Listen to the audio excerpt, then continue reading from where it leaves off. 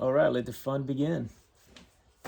So I'm gonna try and do the cylinder heads, and I bought Felpro head gaskets, and I read the directions on these as per the website. They go in dry. I've been reading, and I know that some builders prefer to spray them to make sure they seal properly, but some of these, depending on how they're manufactured, they go in dry, so that's what I'm gonna do, and go from there.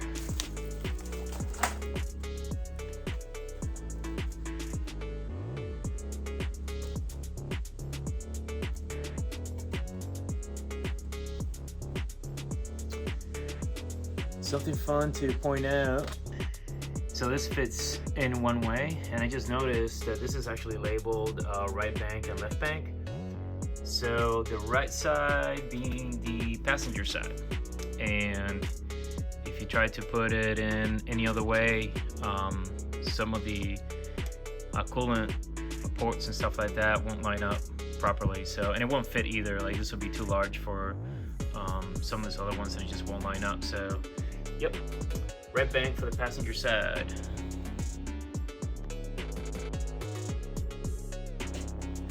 Oh, shit. I'm gonna need help. Reinforce steel post. Perfect.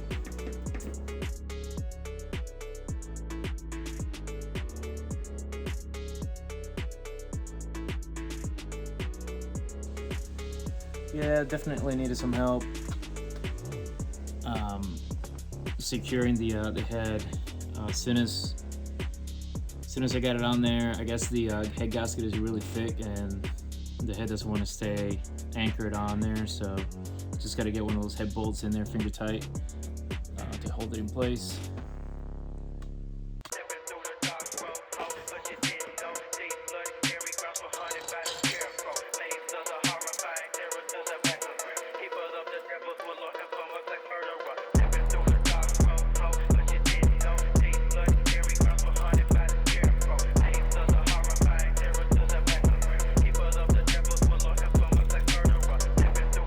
Awesome. So I just soaked them a little bit in 10W30 and put them in there finger tight. And now comes the hard part, which is poking them down. So you're supposed to, whatever you do to one bolt, you're supposed to do to the other. And there's a specific bolt sequence that I Googled that I have up on my iPad. Basically what I plan on doing is they suggest 30 foot-pounds and plus an additional 90 degrees, then unscrew it one rotation, and then retorque down with 30 foot-pounds, 90 degrees plus an additional 90.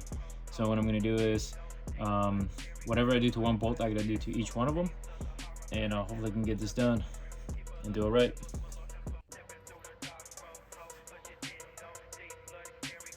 Get a bit of inter-assembly lead.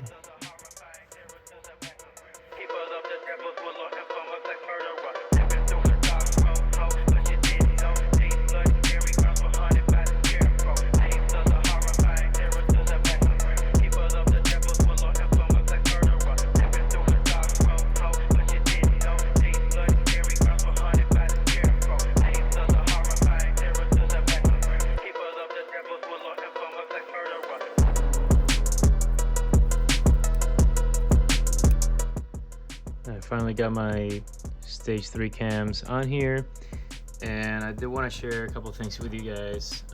This is something that I ran into 2 years ago when I first swapped these cams,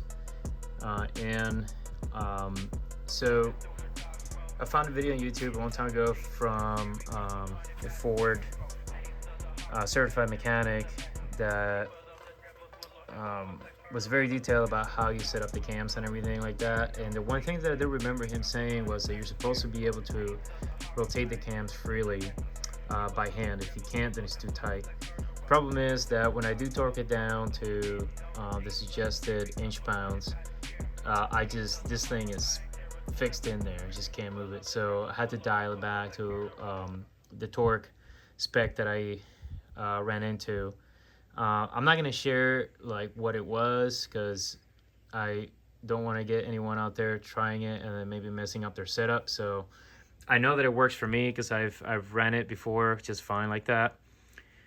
But in any case, I want to point out as well to be very careful when installing the cams because they're very specific to each side.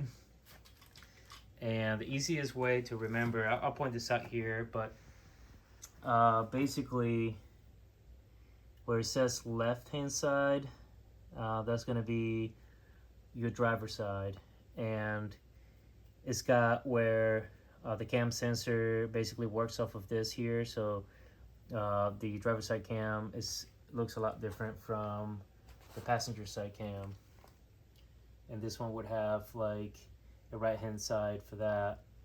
They're also different lengths, but you can't really tell unless you hold them up against one another. They're like the length is the width of the sprocket. That's like really the difference. But if you don't remember or you didn't take any pictures or videos when you took everything apart, the easiest way to find out for sure which side also goes where, all you have to do is look at the timing cover. And the timing cover is gonna have basically the cam sensor up here, and this is basically on the driver's side. And so where this cam sensor goes is where that sprocket with the lobe sits. So just remember that, and then should be just fine.